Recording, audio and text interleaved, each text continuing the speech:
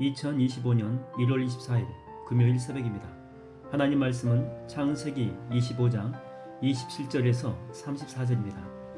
그 아이들이 장성하매 에서는 익숙한 사냥꾼이었으므로 들 사람이 되고 야곱은 조용한 사람이었으므로 장막에 거주하니 이삭은 에서가 사냥한 고기를 좋아하므로 그를 사랑하고 리브가는 야곱을 사랑하였더라.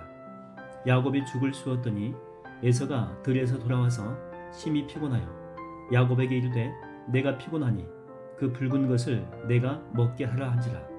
그러므로 에서의 별명은 에돔이더라.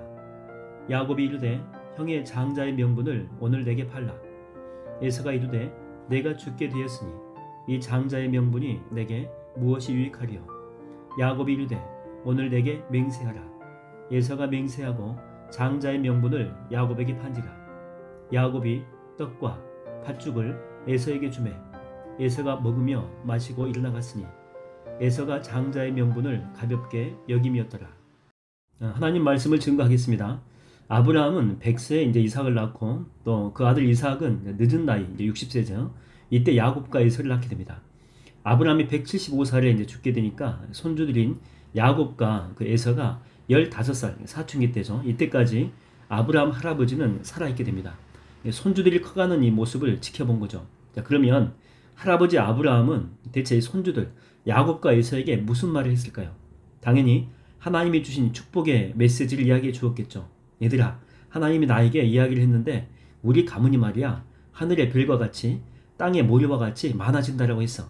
이런 말을 정말 수도 없이 들었을 것입니다. 아마도 처음에는 이 장자권을 가지고 있는 에서가 흥미롭게 들었겠죠.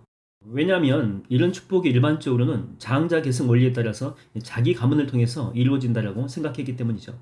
그러나 어릴 때부터 그런 이야기를 이제 할아버지 아브라함에게 듣고 자랐음에도 불구하고 오늘 본문에 보니까 팥죽 한 그릇에 장자권을 에서가 쉽게 팔아버린 것입니다.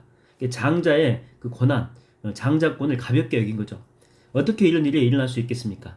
장자권은 무진 소중하고 가치 있는 것만은 분명합니다. 그러나 문제는 그걸 에서가 노력해가지고 받은 것이 아니다라고 하는 거죠. 공짜로 주어진 것입니다. 그렇기 때문에 쉽게 가볍게 되어 있다라고 하는 것입니다. 마치 하나님께서 이스라엘 백성들에게 하늘에서 이렇게 만나고 메추라기를 주었지 않습니까? 처음에는 와하고 좋아했겠죠.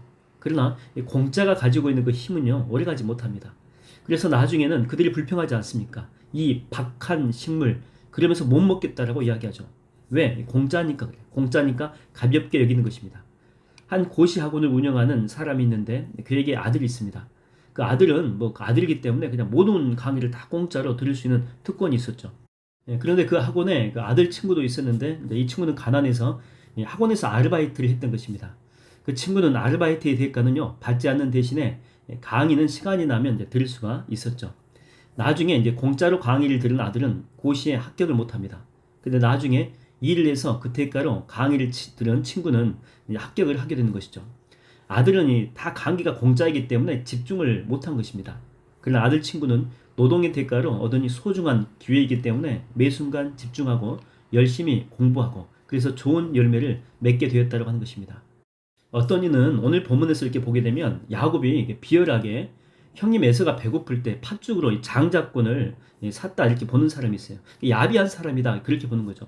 근데 이것은 샀다기보다는 하나님의 은혜에 대한 그 사모하는 그런 마음을 나타냅니다.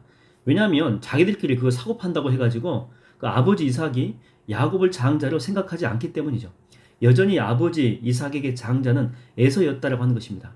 단지 야곱은 비록 장자는 아니었지만 그 사모하는 그런 마음이 있었던 거고 에서는 이 장자이긴 했지만 그러나 사모하는 마음이 없었다라고 하는 거죠. 그래서 결국 하나님은 누구에게 장자의 복을 주시냐면 실제 장자가 아니라 둘째인 야곱에게 이스라엘 12지파의 복을 주십니다. 여러분 하나님은 어떤 사람에게 장자의 축복을 주십니까? 세상의 기준과 서열이 아닙니다. 태어난 순서가 아니라 바로 주님의 약속을 사모하는 사람에게 주신다라고 하는 거죠. 그래서 여러분 요셉 보십시오. 베냐민이 태어나기 전까지는 그 막내로 살았지 않습니까? 서열 자체가 낮습니다. 그래서 장자권의 축복이 요셉한테는 없어요. 그러나 그는요 서열하고 상관없이 장자의 복을 받지 않습니까? 더 유명한 사람은 다윗이죠. 다윗. 형제들 간의 막내였던 다윗. 목동이었던 다윗. 아버지 눈에도 존재감이 별로 없었던 그런 사람이었죠. 그러나 그는 그 누구보다도 하나님을 사랑했고 영적인 축복을 사모했던 사람이었습니다. 특별히 다윗은요, 성령 충만을 가장 우선시했던 그런 사람이었죠. 너희는 먼저 그의 나라와 그의 의를 구하라. 이 말씀처럼 실질적으로 살았던 사람입니다. 그래서 비록 장자는 아니에요. 그럼에도 불구하고 장자의 복을 누리며 사는 축복을 받았다고 하는 것입니다.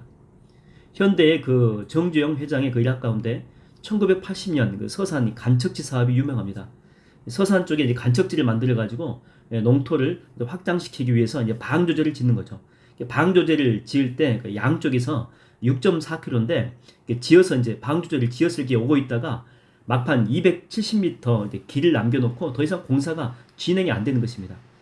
병목 현상 있죠. 그러니까 입구가 좁아져 가지고 물의 쏠림 현상이 크게 이렇게 나타나는데 그렇지 않아도 원래 이 구간 자체가 물살이 센 구간입니다. 근데 다 막고 270m만 남기니까 물살이 더 세진 거죠. 그래서 막 모래를 트럭으로 갖다 부어도 돌을 갖다 부어도 순식간에 전부 다 휩쓸려 간 것입니다. 이때 포기하자는 말이 이곳저곳에서 들려올 때 그는 아이디어 하나를 내게 되죠. 일명 정주영 공법으로도 유명합니다. 그 아이디어가 뭐였냐면 그 폐유조선이 있죠. 폐유조선 23만 톤급입니다. 엄청나죠. 그것을 그 입구 앞에 가라앉혀 가지고 물살을 잔잔하게 하자는 거고 실제로 그걸 통해서 방조제가 완성이 됩니다.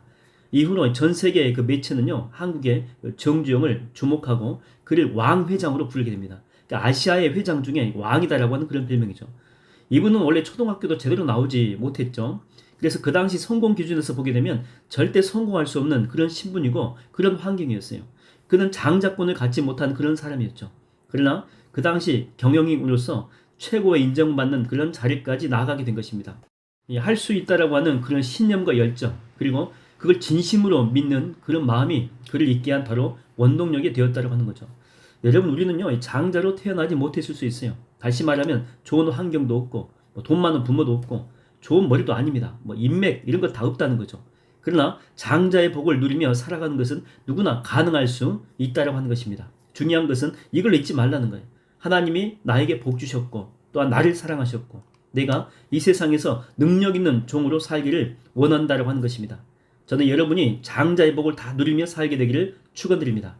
오늘은 마지막으로 민수기의 축복 기도문을 읽어드리겠습니다. 여호와는 내게 복을 주시고 너를 지키시기를 원하며 여호와는 그의 얼굴을 내게 비추사 은혜 베푸시기를 원하며 여호와는 그 얼굴을 내게로 향하여 드사 평강 주시기를 원하노라. 할렐루야.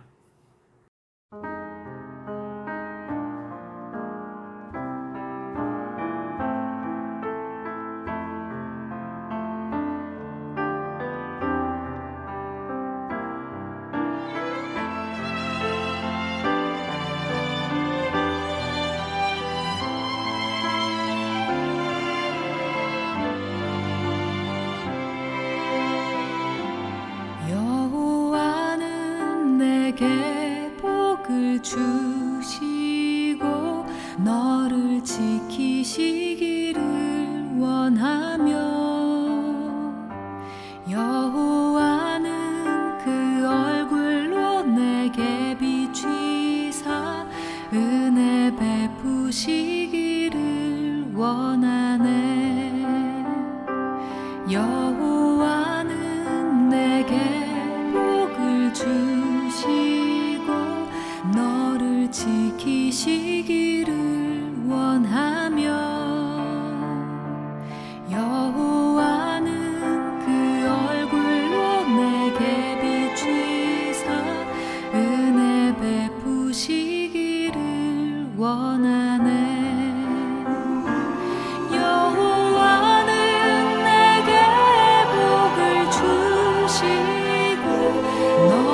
지키시기를 원하며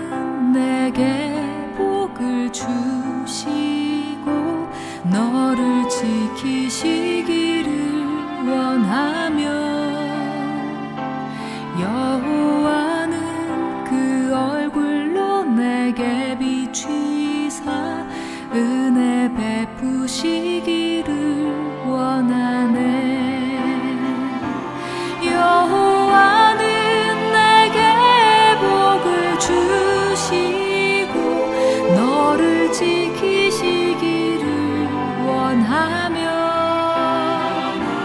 여호와는 그 얼굴을 내게로 드사 평강 주시기를 원하노라. 여호와는 내게 복을 주시고 너를 지키시기를 원하며 여호와는 그 얼굴을 내게로 드사 평강 주시기를 원하노라.